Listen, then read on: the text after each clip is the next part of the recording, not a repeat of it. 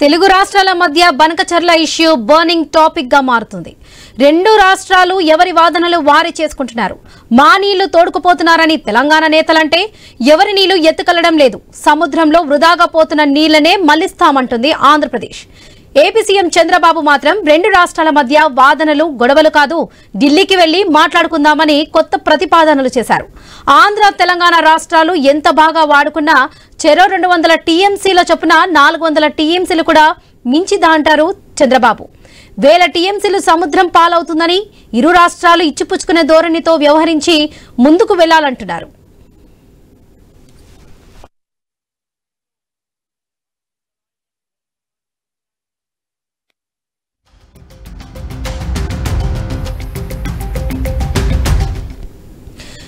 ఇక ఢిల్లీకి వెళ్లిన తెలంగాణ సీఎం రేవంత్ రెడ్డి, మంత్రి ఉత్తమ్ కుమార్ రెడ్డిలు కేంద్ర జలశక్తి మంత్రి సిఆర్ పాటిల్ ను కలిశారు. వరద జలాల ఆధారంగా బనకచర్ల ప్రాజెక్టును చేపడుతున్నామంటున్న ఏపీ ప్రభుత్వ వాదన అభ్యంతరకరమని, ఈ విషయంలో కేంద్రం జోక్యం చేసుకుని ప్రాజెక్టు విషయంలో ముందుకు వెళ్లకుండా చూడాలని అభ్యర్థించారు. ప్రీ ఫిజిబిలిటీ రిపోర్టును తిరస్కరించాలని కోరారు. బీఆర్ఎస్ మాత్రం బనకచర్ల ప్రాజెక్టుతో తెలంగాణకు తీవ్ర నష్టం వాటిల్లుతుందని వాదిస్తుంది.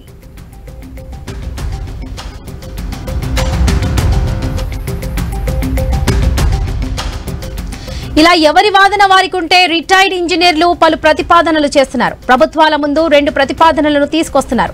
బనకచర్ల నుంచి ఏపీ తీసుకుంటున్న 200 టీఎంసీ నీటిలో కృష్ణా నదిలోని 200 టీఎంసీల నీటిని తెలంగాణకు కేటాయించడం, కేంద్రమే ప్రాజెక్టును చేపట్టడం ఒకటి. ఇక రెండవ ప్రతిపాదనగా రోజుకు 3-4 టీఎంసీల నీటిని శ్రీశైలం జలాశయానికి తరలించాలని ప్రతిపాదించారు.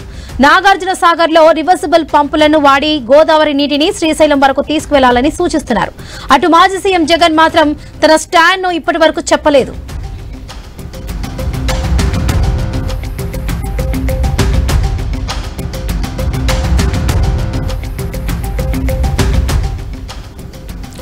ఇలా ఎవరి వాదనలు వారికే ఉండగా రిటైర్డ్ ఇంజనీర్లు చేస్తున్న ప్రతిపాదనలను కేంద్ర రాష్ట్ర ప్రభుత్వాలు సంయుక్తంగా చర్చించుకొని కీలక నిర్ణయం తీసుకోవాల్సి ఉంటుందంటున్నారు. అయితే ఏపీ తెలంగాణ ప్రభుత్వాలు చేపడుతున్నట్లు ముందుకు వెళ్తుందా, లేక రిటైర్డ్ ఇంజనీర్లు చేస్తున్న ప్రతిపాదనలు తీసుకుంటారా, లేక కేంద్రమే ఓ కీలక నిర్ణయం తీసుకుంటుందా?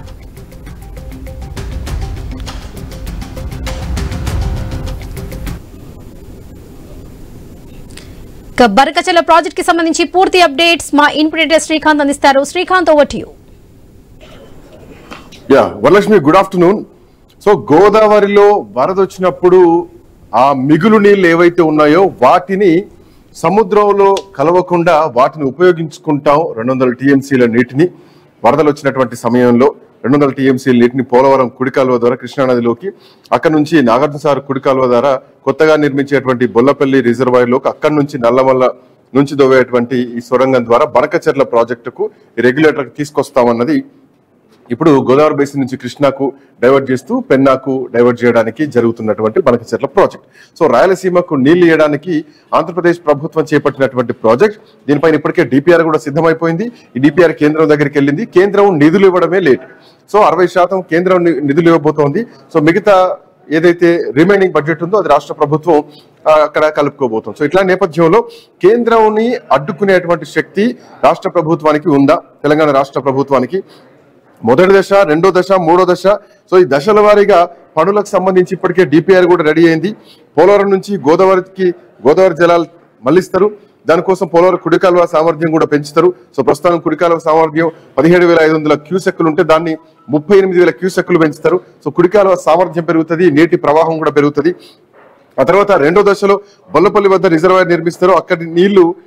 అక్కడి నుంచి నీళ్లు తరలించి పెన్నాకి షిఫ్ట్ చేసేటువంటి పరిస్థితి.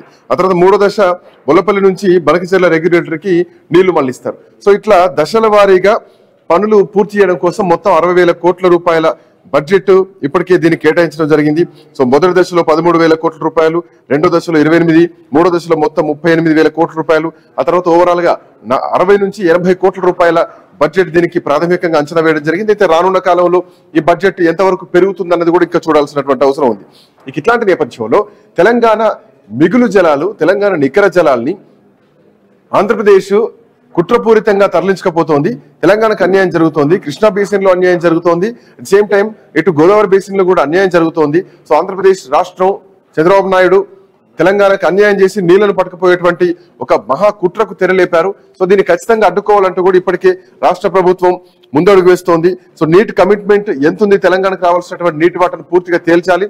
ఉమ్మడి ఆంధ్రప్రదేశ్ లో అంటే విభజిత ఆంధ్రప్రదేశ్ లో హక్కులకు సంబంధించిన అంశంలో కూడా తెలంగాణకు రావాల్సినటువంటి వాటాలు యోజన హక్కు చట్టంలో ఉన్నాయి. సో అందులో నీళ్లకు సంబంధించినటువంటి వాటా కూడా ఇంకా తేల్చలేదు. సో ఇట్లాంటి నేపథ్యంలో ఈ నీళ్లకు సంబంధించినటువంటి వాటాను తేల్చకుండా గోదావరి బేసిన్ లో ప్రాజెక్టులు కట్టి బనకచెర్ల ప్రాజెక్టు తెలంగాణకు అన్యాయం చేస్తున్నారన్నది ప్రధానంగా ఇప్పుడు వినిపిస్తున్నటువంటి అంశం. సో ఇప్పటికే రేవంత్ రెడ్డి ఈ అంశం పైన ఢిల్లీ వెళ్లారు. కేంద్ర మంత్రి జలశక్తి మంత్రి పాటిల్ని కూడా కలవడం జరిగింది. సో ఆయన లేఖ కూడా ఇవ్వడం జరిగింది. అయితే దీనిపైన ఎంతవరకు కేంద్రం రెస్పాండ్ అవుతుంది? పొలిటికల్ గా, టెక్నికల్ గా, లీగల్ గా మేము కొట్లాడుతాం అంటున్నారు. సో పొలిటికల్ కొట్లాట అయ్యే లోపు ప్రాజెక్ట్ నిర్మాణం అయిపోతుంది. సో ప్రాజెక్ట్ ఆగేటువంటి పరిస్థితి లేదు. ఇప్పటికే డిపిఆర్ కూడా రెడీ అయిపోయింది. ఇక లీగల్ కొట్లాట ఇప్పుడు చేయాల్సినటువంటి అవసరం ఉంది. ఎంతవరకు తెలంగాణ రాష్ట్ర ప్రభుత్వం లీగల్ గా ఈ అంశాన్ని కొట్లాడుతుంది అన్నది మాత్రం చూడాలి. ప్రస్తుతానికి మాత్రం రాజకీయ చర్చ నడుస్తున్నాయి. సో ఇంతకు తెలంగాణకు ఎంత నష్టం జరగబోతోంది? ఆంధ్రప్రదేశ్ నికర జల అంటే మిగులు జలాల్ని, సముద్రంలో కలిసేటువంటి జలాల్ని ఉపయోగించుకోబోతోందా? దానికి మించినటువంటి జలాలను ఉపయోగించుకోబోతుందా? కాలువల సామర్థ్యం పెంచి, కెనాల్ సామర్థ్యం పెంచి సో పెద్ద మొత్తంలో నీటిని తరలించేటువంటి ఒక ప్లాన్ ఏమైనా నడుస్తుందా? మాట్లాడదాం. సతిరెడ్డి గారు రిటైర్డ్ ఇంజనీర్ మనతో పాటు జాయిన్ అయ్యారు. సేమ్ టైం లక్ష్మీనారాయణ గారు కూడా రిటైర్డ్ ఇంజనీర్ మనతో పాటు జాయిన్ అవుతున్నారు. సతిరెడ్డి గారు నమస్తే అండి. Good afternoon. Good afternoon sir. Sathireddy గారు, సో బనకచెర్ల ప్రాజెక్టు ఒకవేళ కన్స్ట్రక్షన్ అయితే, ఈ డిపిఆర్ ఓకే అయి ప్రాజెక్టు పనులు మొదలైతే తెలంగాణకు భారీగా అన్యాయం జరగబోతోంది. ఇప్పటికే తెలంగాణ రాష్ట్ర ప్రభుత్వం ఈ అంశంపైన ఢిల్లీకి వెళ్ళింది. ప్రతిపక్షాలు కూడా దీనిపైన గగ్గోలు పడుతున్నాయి. సో ఎట్లా చూడొచ్చు ఈ పాయింట్ పైన? రాయలసీమకు నీళ్లు రావాలి వద్దనట్లేదు, కానీ తెలంగాణకు అన్యాయం చేసి నీళ్లు పట్టుకుపోయేటువంటి ఏమైనా కుట్ర జరుగుతోందా? ప్రభుత్వం చేస్తున్నటువంటి ఆరోపణల్ని అసలు బనకచెర్ల ప్రాజెక్ట్ పైన ఎట్లా చూడాలి ఈ పాయింట్ ని?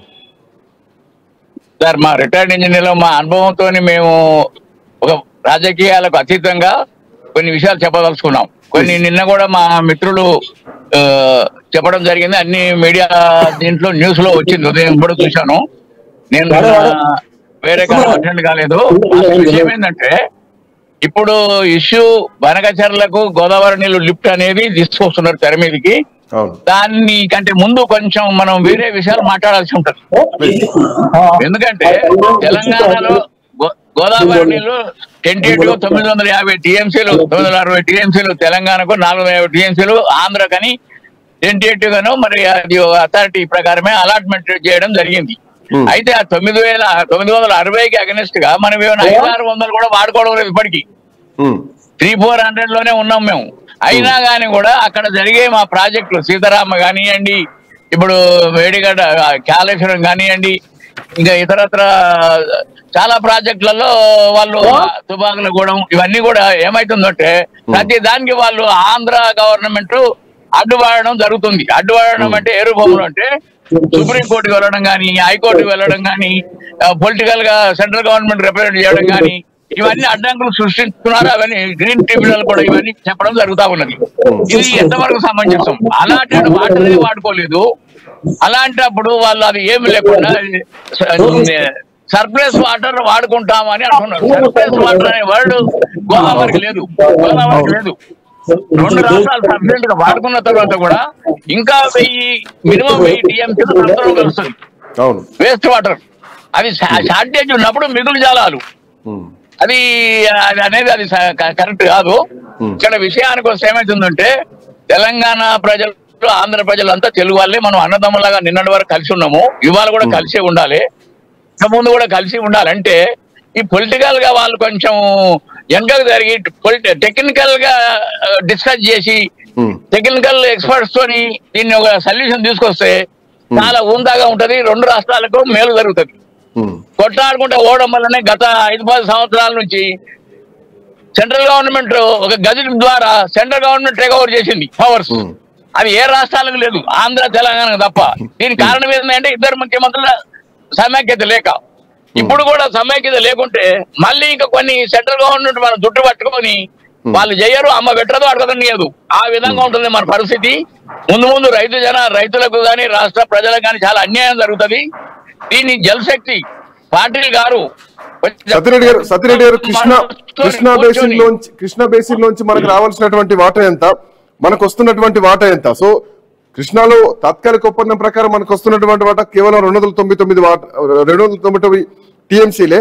బట్ మనకు నిజానికి రావాల్సినటువంటి వాటా ఎంత? ముఖ్యమంత్రి చేస్తున్నారు 500 టీఎంసీలు జావురు అని చెప్పేసి ముఖ్యమంత్రి మాట్లాడుతున్నారు. ఓవరాల్ గా 1500 టీఎంసీలు మాకు ఇచ్చి ఇది చంద్రబాబు నాయుడు దీని మీద రెస్పాండ్ కావాలని మాట్లాడుతున్నారు. రెస్పాండ్ కావాల్సింది చంద్రబాబు నాయుడు, రెస్పాండ్ కావాల్సింది కేంద్రమా? విషయం ఏంటంటే కృష్ణా జలాలను టెంటేటివ్ గా 1 సంవత్సరం కొరగానే దాన్ని డిస్ట్రిబ్యూట్ చేయడం జరిగింది. 299 తెలంగాణకు, 512 టీఎంసీలు ఆంధ్రకు అని. అది tentative, that is not a final verdict.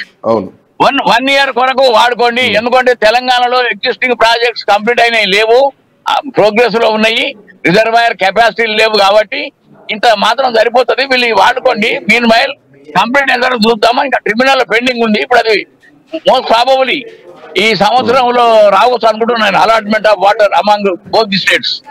అది వచ్చినప్పుడు తెలంగాణకు 500 మినిమం వస్తుంది. మన ముఖ్యమంత్రి గారు 500 ఇస్తే చాలు అన్నాడు ఉదారంగా. అది ఆంధ్రప్రదేశ్ గవర్నమెంట్ కదా ఒక ప్లస్ పాయింటే. లెక్క ప్రకారం చూస్తే మనకు 500 పైనే వస్తుంది. సరే, ఇప్పుడు విషయానికి వస్తే శ్రీశైలం నుంచి ఓన్లీ రాయలసీమకు తెలుగంగ కనుకోండి ఒక 30 టీఎంసీ, రఫ్లీ 29-30 టీఎంసీ వరకే వాళ్ళకి అధికారం ఉంది. ఇప్పుడు మనం లెక్కలు చూస్తే ఈ 10 సంవత్సరాల నుంచి పోతిరెడ్డి పాటు కానివ్వండి, ఇతరత్ర ఇంకా వేరే లిఫ్ట్ల ద్వారా కానివ్వండి 100-150 200 టీఎంసీ నీళ్లు డ్రా చేస్తున్నారు.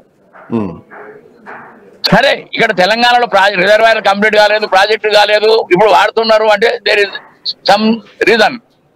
కానీ మీ కంప్లీట్ అయిన తర్వాత వీళ్ళు ఆ విధంగానే మన వాళ్ళని తీసుకుపోతాం. అసలు పెన్నా రివర్ బేసిన్ కు మనం నీళ్ళు ఇవ్వడానికి వీల్లేదు, మోర్ దాన్ 30 టీఎంసీ అలాంటి 30. ఇప్పుడు వాళ్ళు ఆ విధంగా ఇల్లీగల్ గా వాడకపోతా ఉంటే సెంట్రల్ గవర్నమెంట్ యాక్షన్ తీసుకోకపోవడం అది జర విచిత్రంగానే ఉన్నది. రెండవ విషయం ఏంటంటే ఇప్పుడు ఏపీ సీఎం గారు కూడా పాజిటివ్ వస్తున్నారు, కూర్చొని మాట్లాడదాం చేద్దామని. ఒక దిక్కేమో డిపిఆర్ అప్రూవల్ అయిపోతుంది, సెంట్రల్ గవర్నమెంట్ హామీ ఇచ్చేసింది అమౌంట్ కు, లోన్ కు అని చెప్తా ఉన్నారు. అవి ఏవి చెప్పినా కానీ కూడా ఇక్కడ ఇరు రాష్ట్రాల ముఖ్యమంత్రులు ఇంజనీర్లు కూర్చొని ఒక అమికబుల్ సొల్యూషన్ సాధిస్తే మాత్రం అది ఈజీగా అవుతుంది, లేకుంటే ఎక్కడైనా అడ్డిస్తూనే ఆగిపోయే ప్రమాదం ఉంటుంది. అందుకొరకు 2 రాష్ట్రాల ముఖ్యమంత్రులకు నేను సలహా ఇచ్చేది, దయచేసి in the interest of states and Telugu public మీరు ఉదాహరణగా ఇంపార్షియల్ గా ఈ ప్రాంతం ఆ ప్రాంతం అనుకోండి, న్యాయంగా ఎవరి అవసరాలకు ఎంత అవసరం ఎట్లా చేయాలి, నిపుణుల పర్సన్స్ కూడా ఇన్వాల్వ్ చేస్తే బాగుంటుందని నా కోరిక. కానీ ఎవరికి వారు మాట్లాడుకోవడం, రూలింగ్ పార్టీ వాళ్ళు ఒకటి, అపోజిషన్ వాళ్ళు ఒకటి మాట్లాడుకొని ఇష్యూను చాలా జటిలం చేస్తున్నారు. అంత అవసరం లేదు. కంప్లీట్ చేసుకుంటే చాలా ఉందాగా ఉంటది. మన ఇండియాలోనే రాష్ట్రాలు మహా అభివృద్ధి చెందే ఆస్కారం ఉంది. మనకు మంచిగా ఉన్నాయి, మన వాతావరణం, ల్యాండ్స్ అన్ని మనం ప్లస్ లో ఉన్నాం. అది గమనిస్తే బాగుంటుందని నా కోరిక. రైట్, సత్యరెడ్డి గారు హోల్డ్ లో ఉండండి. లక్ష్మీనారాయణ గారు కూడా మనతో పాటు జాయిన్ అయ్యారు, రిటైర్డ్ ఇంజనీర్. లక్ష్మీనారాయణ గారు నమస్తే, గుడ్ ఆఫ్టర్నూన్. ఈ అంశం పైన మనం చాలా రోజుల నుంచి మాట్లాడుతున్నాం. ముఖ్యమంత్రి పవర్ పాయింట్ ప్రెజెంటేషన్ పెట్టిన తర్వాత చాలా అంశాలు పరిగణలోకి వస్తున్నాయి. మా లెక్క మాకు తెలిసి మీ నీళ్లు పట్టుకపోండి అని ముఖ్యమంత్రి రేవంత్ రెడ్డి చేసినటువంటి కామెంట్స్ కాదు, ప్రతిపక్షాలు కూడా గట్టిగానే మాట్లాడుతున్నాయి.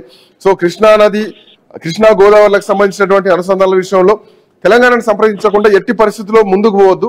ఒకవేళ పోతే, ఎందుకంటే పరివాహక ప్రాంతం మొత్తం తెలంగాణ రాష్ట్రంలోనే అత్యధికంగా ఉంటుంది, ఆల్మోస్ట్ 70%. సో మనల్ని అనుసరించకుండా ముందుకు పోవద్దు. బట్ అక్కడ బనకచర్లకు ఆల్రెడీ శ్రీకారం చుట్టారు, డిపిఆర్ కూడా రెడీ అయిపోయింది, అది కేంద్రం దగ్గర ఉంది, కేంద్రం కూడా నిధులు ఇవ్వడానికి సిద్ధమైపోయింది. సో ఓవరాల్ గా అయిపోయింది. ఇప్పుడు పొలిటికల్ ఫైటా చేయాల్సింది, లీగల్ ఫైటా? సో చంద్రబాబు నాయుడు తెలంగాణ రాష్ట్రానికి నీళ్లు ఇచ్చాల్సినటువంటి పరిస్థితిలో ఉందా? హలో లక్ష్మీనారాయణ గారు ప్లీజ్. హలో లక్ష్మీనారాయణ గారు వినిపిస్తుంది. వినిపిస్తుంది.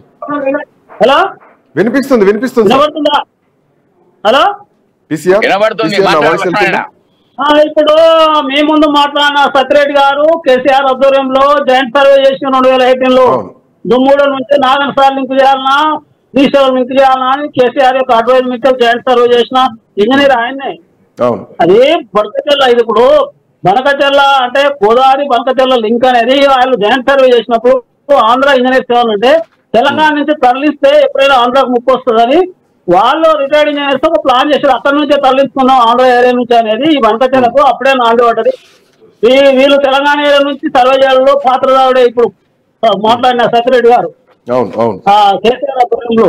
ఎందుకంటే ప్రపోజల్స్ అవన్నీ అలైన్మెంట్ అదంతా మ్యాప్ గూగుల్ మ్యాప్ కూర్చొని చూసిన వాళ్ళే వీళ్ళు. నాంది కేసీఆర్ ఇక్కడ మనము అసలు కేసీఆర్ తప్పు చేసిండు. రాయలసీమ పోతే మీరు సస్యాలం చేస్తా అంటాడు. ఇప్పుడు నాందేడు పోయి శ్రీరామ్ సార్కి నీళ్ళు దొరకమంటాడు. తలకాయ ఉంది ఆయనకు కేసీఆర్ కు. అసలు తెలంగాణ ఇంట్రెస్ట్ కాపాడాలి కానీ ఒక సీఎం గా తెలంగాణ ఇంట్రెస్ట్ కాపాడకుండా తెలంగాణ నష్టదాయకంగా ఆయన అన్ని వాగ్దానాలు చేయడం జరిగింది. దాని కారణంగా ఇప్పుడు బనకచెర్ల అనేది నేను స్థూలంగా చెప్తా. ఇప్పుడు బనకచెర్ల అంటే ఏం లేదు, పోలవరం లింక్ టు పోతిరెడ్డిపాడే. బనకచెర్ల అంటే ఏం కాదు, పోతిరెడ్డిపాడు లింక్ చేయడమే. అంటే పోలవరాన్ని పోతిరెడ్డి కాడు లింక్ చేయడము. ఇది ఎంత అన్యాయం అంటే ఎట్లా లింక్ చేస్తారు? పోలవరంలో ఆల్రెడీ అష్యూర్డ్ వాటర్ వాళ్ళకు 320 TMC ఉన్నది. ఆల్టోగర్ ఆంధ్ర వాళ్ళు 518 TMC మించి వాడరాదు, ఇంక్లూడింగ్ సరార్పర్ కాటన్ బ్యారేజ్ అని కాటన్.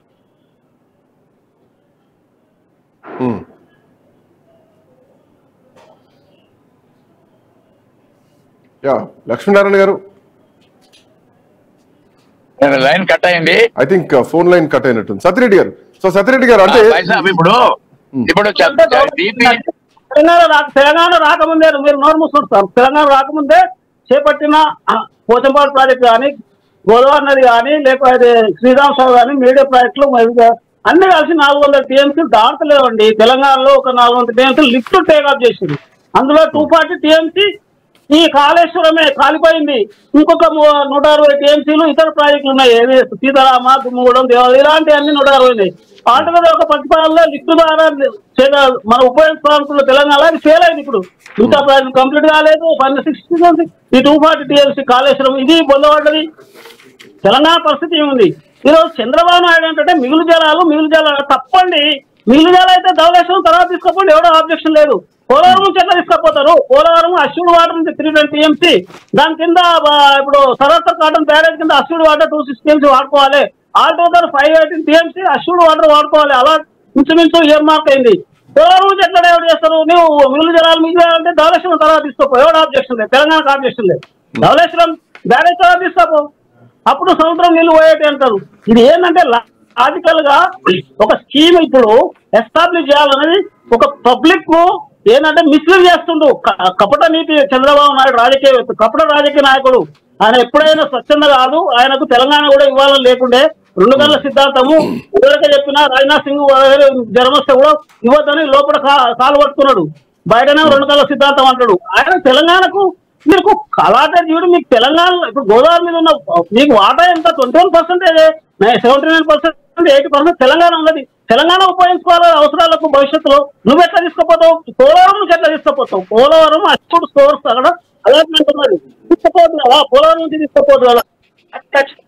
ఆపవలసిందే. ఇక్కడ ఇంకొక పోతిరెడ్డిపాడు రాయలసీమ పరిస్థితి ఆలోచిస్తుంటే రాయలసీమ ఈ రోజు 478 TMC వాటర్ యూటిలైజేషన్ ఉంది. 40,91,000 ఎకరాలకు రాయలసీమల సాగుకు ప్రతిపాదిత సాగు ఉంది. అక్కడ 40,91,000 గణాంకాలు చెప్తున్నా.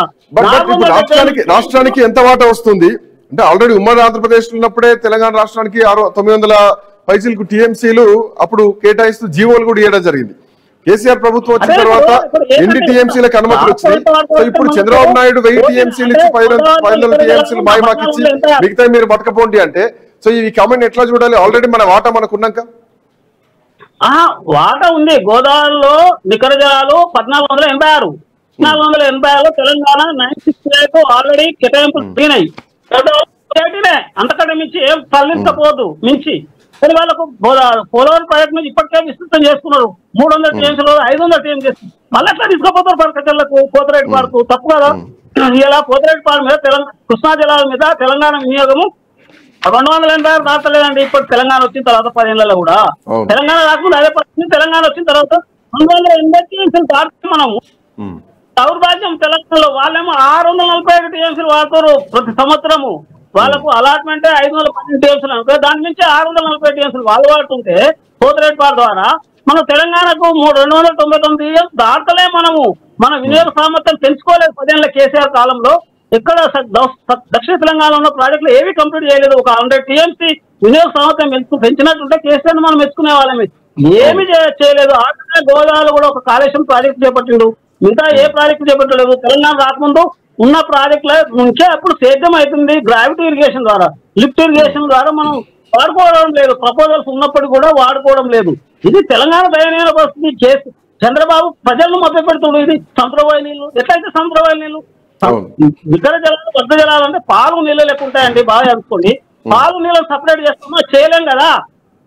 నీవు సముద్రంలో పోయి అంటే సముద్రం పోయే చోటు నుంచి వాడుకో, ఎవడో ఆఫ్టర్ ధవళేశ్వరం వాడుకుంటే ఎవరు డ్రాప్ చేస్తుంది అది చెప్పాలి కదా. లేదా మరి పోలవరంలోని వాటర్ రిటర్న్ తీసుకో. అందుకని మేము పోలవరం కేటాయించాము దగ్గర జిల్లాలో, మేము ఇది సొంత జిల్లాలో పోతాం, రిటర్న్ తీసుకో. ఎందుకు రిటర్న్ తీసుకోవాలి కదా. పోలవరం కేటాయించిన 310 TMCలు పోలవరం కేటాయించినాకనే ఇక్కడ ప్రాణాయిత సేవలకు కాళేశ్వరం కేటాయింపు జరిగింది. ఇక్కడ ప్రజలు నిరుత్సాహం చేస్తేనే, ఉద్యమాలు చేస్తేనే మీరు కాళేశ్వరం కేటాయించుకున్నట్టుగా అప్పుడు అదే ఈ ప్రాణాయిత చెవుల్లో కానీ కాళేశ్వరం కేటాయింపు జరిగినాయి. ఏమన్నట్టు నేను కాళేశ్వరం హెల్ప్ చేసినట్టు నువ్వే హెల్ప్ చేసినావు, మొత్తం హెల్ప్ చేసినావు చంద్రబాబు. ఆల్రెడీ వైఎస్ రాజశేఖర రెడ్డి పీరియడ్ని ఆ ప్రాణాయిత చెవులకు కేటాయింపులు అయినాయి. ప్రాణేశ్వరం అదే అది మారింది అనుకో, ప్రాణేశ్వరంలో పోయి కాళేశ్వరం అయింది. అప్పుడే కేటాయింపులు నువ్వే.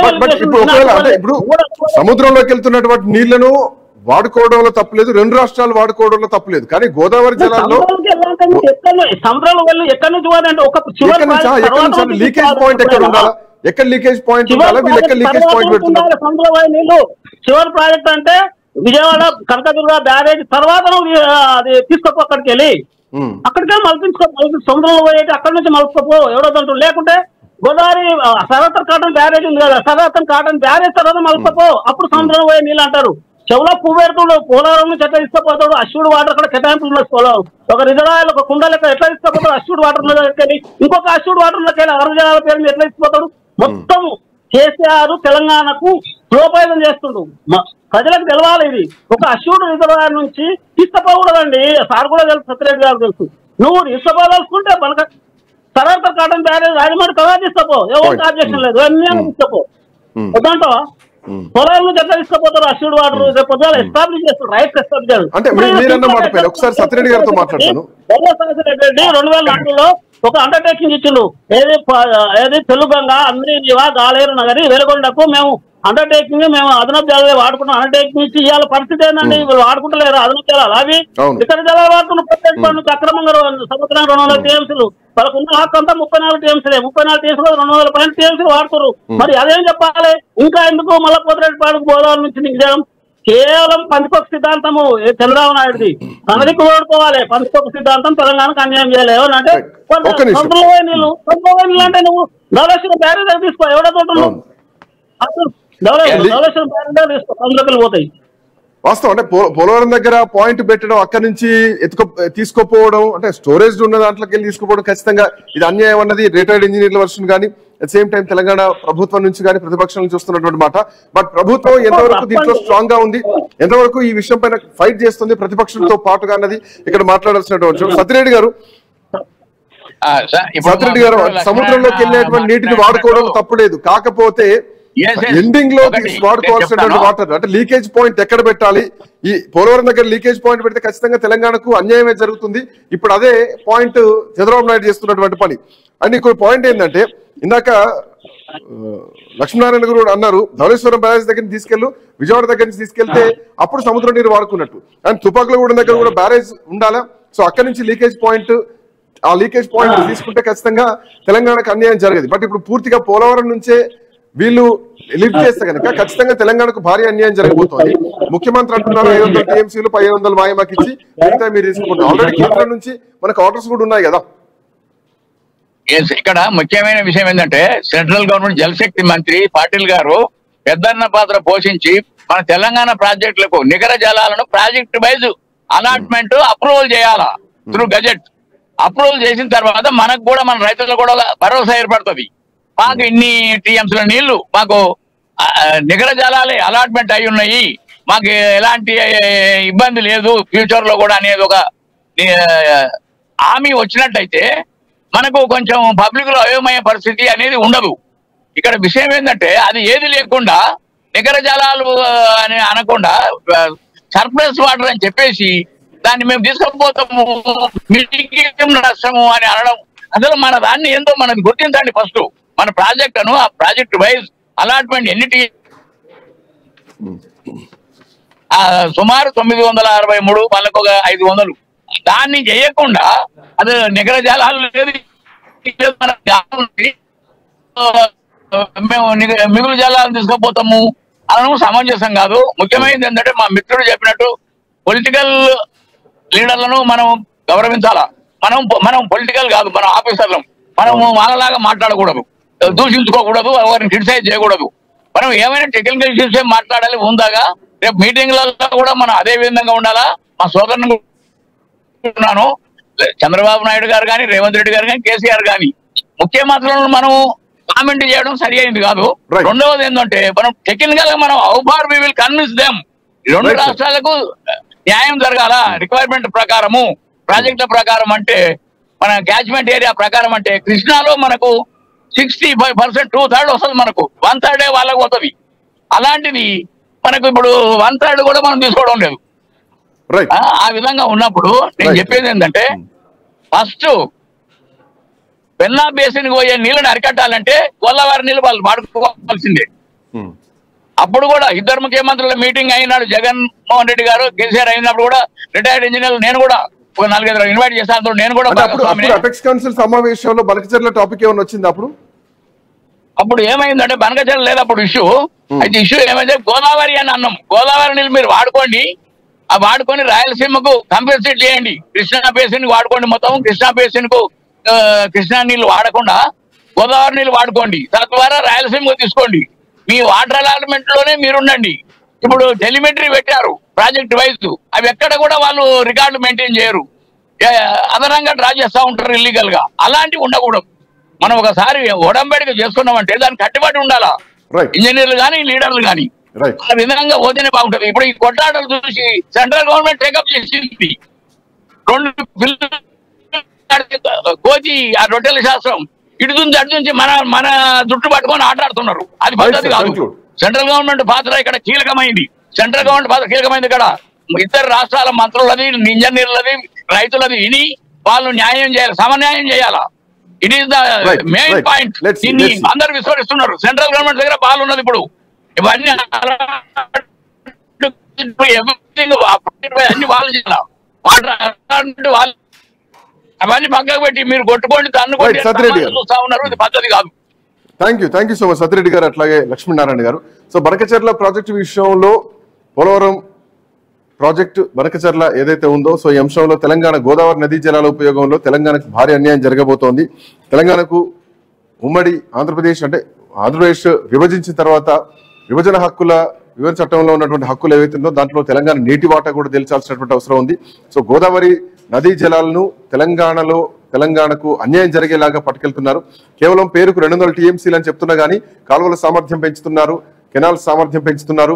సో అదనంగా ఇంకొక 400 టీఎంసీలు ఎక్కువగా తీసుకెళ్లేటువంటి ప్రయత్నం చంద్రబాబు నాయుడు చేస్తున్నారు. సో దీన్ని ఖచ్చితంగా అడ్డుకోవాలంటూ కూడా తెలంగాణ రాష్ట్ర ప్రభుత్వం చెప్పినా కానీ ఎంతవరకు కేంద్రంతో ఫైట్ చేయగలుగుతారు, పొలిటికల్ ఫైట్ కాకుండా లీగల్ ఫైట్ ఎంతవరకు చేస్తారు? సో కేంద్రం పెద్దన్న పాత్ర పోషించి సమన్యాయం చేస్తుందా, లేదు సో ఒక పిల్లర్ లాగా ఉన్నటువంటి ప్రభుత్వం కూటమి ప్రభుత్వం కాబట్టి కేంద్రం బడ్జెట్ ఇస్తా అని చెప్పింది కాబట్టి కేంద్రం బడ్జెట్ ఇచ్చి తెలంగాణకు అన్యాయం చేస్తుందా?